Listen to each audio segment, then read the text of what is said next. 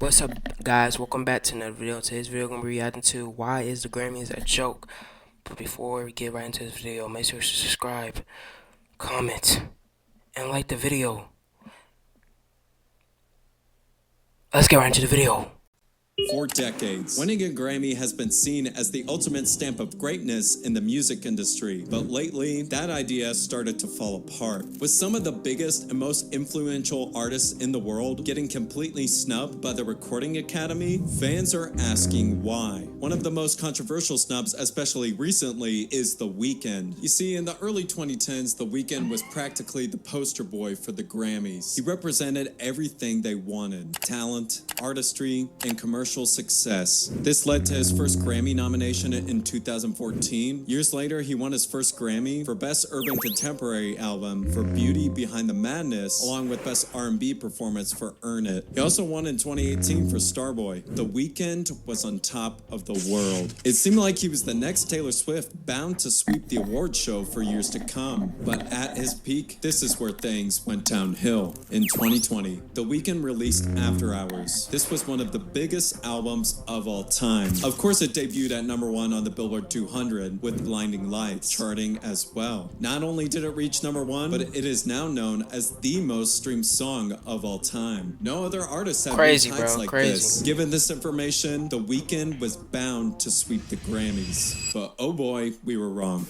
Despite the record success, After Hours didn't receive a single nomination. Not even hit tracks like Save Your Tears and especially Blinding Lights. That music video Grammys scares are me. opinion-based, but you would think commercial success would have a play in it, especially being the most streamed song of all time. Abel was livid. In response to the controversy, The Weeknd spoke out on Twitter. The Grammys remain corrupt. You owe me, my fans, and the industry transparency. Thus, he boycotted the awards ceremony for years. The Grammys' viewership suddenly dropped by half. I'm sure other factors were involved, but having the most famous artist in the world speaking out against an institution, there's definitely going to be some negative effects. 5 years passed, and The Weeknd still boycotted. Finally, in 2025, the Recording Academy reached out to him to make amends. The two parties made peace. The agreement was announced at the 67th Awards, following with a performance by The Weeknd and Playboi Carti. I'm so honored to leave you with a sentence that I wasn't sure would ever be said on the Grammy stage again. Please join me in welcoming back The Weeknd. The relationship was restored, and with the release of The Weeknd's final album, Hurry Up Tomorrow, it was certain to be nominated, but yet again, we were wrong. Despite being critically acclaimed, Hurry Up Tomorrow didn't receive a single nomination, not even a single track. Timeless was one of the most popular songs of the year, but no nomination in sight. It shocked me that Doechie's Anxiety received a nomination instead, and don't get me wrong, I'm a Doechii fan, but I don't think that Anxiety was better than Timeless.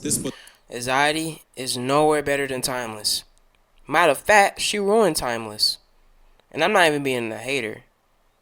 I just don't. I just know. It don't make sense. It just don't.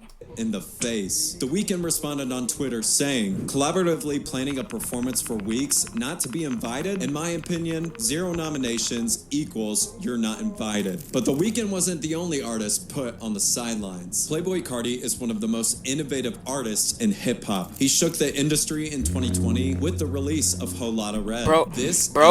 Bro got bullied when this album came out. He got absolutely bullied. Reactors are literally laughing at his face about the album. People were like, what you gonna do, bro? There's a video when he was trying to mess with Cardi while he was getting some groceries, bro. He's like, your album sucks. He punched the crap out of the fan. But it sucked, but all we had to do was wait. That's all we had to do. We just had to wait.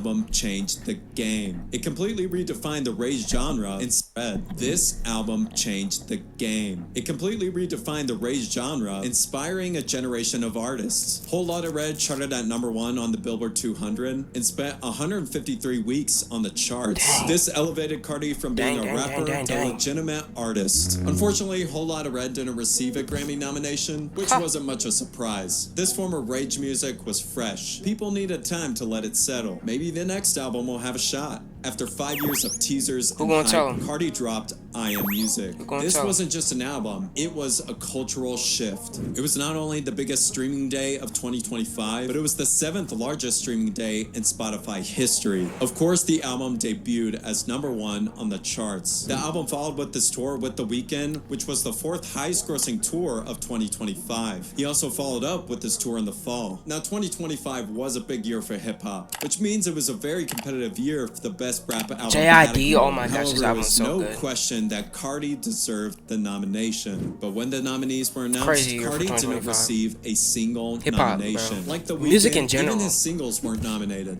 I understand that some of his music isn't for everyone, but massive tracks like Evil Jordan and Rather Lie deserved recognition. He also joined The Weeknd's performance for the 67th Grammys, so people thought he was on good terms with the Academy. Cardi stayed silent amid the controversy, but Travis Scott used the Grammys' own stage to air his frustration. Unlike Cardi, Travis actually had quite a few nominations in the past, but it was mostly for other people's projects. However, 2019 was supposed to be Travis's year. The acclaimed album Astroworld changed hip-hop. Astroworld was Crazy, the biggest bro. album of the year, going 6 Yeah. times platinum. His track Sicko Mode with Drake was the banger of the year, making it Scott's first #1 on the Billboard 2 100. years, actually, It was 2 also the years. highest grossing rap tour of 2019, and rightfully so. No one performed like Travis. This tour solidified him as one of the best live artists with his powerful engagement with the audience. Travis's dedication landed him a Super Bowl spot, a Netflix documentary, and even an annual music festival, which did not age too well. All of At these all. factors landed him a nomination for Best Rap Album. Most listeners would agree that this was the best rap album nominated, but suddenly, Drake's album. And the Grammy goes to Invasion of Privacy, Cardi B.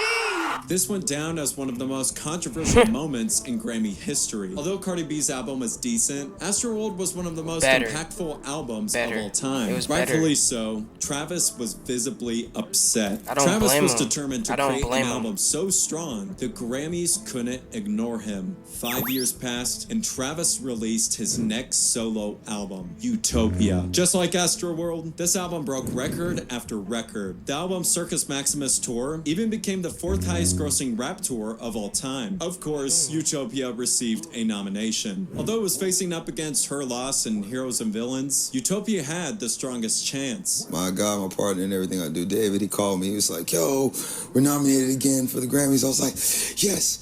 Okay, this time we got to just bring it home. But what happened next, no one Nope. saw coming. And the Grammy goes to Killer Mike. Who? Who? Fans were outraged. It'd be one thing if Travis lost against Drake or Metro Boomin. Bro lost to a person that was rapping since 2009 and 2008, bro.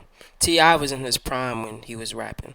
Think about it, guys. But Killer Mike? Of course, Travis was fuming. So much to the point that I he don't called blame out him the either. Grammys on their own show. Travis was nominated for 10 Grammys, but didn't win any. Even Fiend, his most popular track from Utopia, and one of the most streamed songs of 2023, failed to receive a Grammy nomination. So why do the Grammys sleep on these artists? Well, it could be a number of reasons. Each one of these artists are fairly controversial. Travis received backlash for the death of multiple fans during his Astroworld festival. Cardi has been exposed for domestic abuse and past relationships. And The Weeknd didn't do too much, but he did release a controversial TV show. But hip-hop is also a pretty divided genre. Listeners either love it or they hate it. The Grammys usually choose albums that fit the stereotypical mold. So if a rap or pop album doesn't fit the mold, then the Grammys don't want it. Tyler, the Creator, even called out the Academy for this. It sucks that whenever we, and I mean guys that look like me, do anything that's genre bending, or they always put it in a rap or urban category. When I hear that, I'm just like, why can't we just be in pop? The Grammys are all opinion-based, so there'll always be disagreements whether or not their artists fit their box. Regardless if the Grammys choose to evolve or stay stuck in their ways, one truth remains clear. Their bias has affected countless artists, often at a heavy cost. Hope y'all enjoyed this video. Peace out.